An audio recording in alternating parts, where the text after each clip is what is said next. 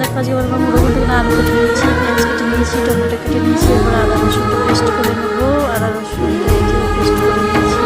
এবার মাছের মাথাটা ভেজে নেবো কড়াইতে।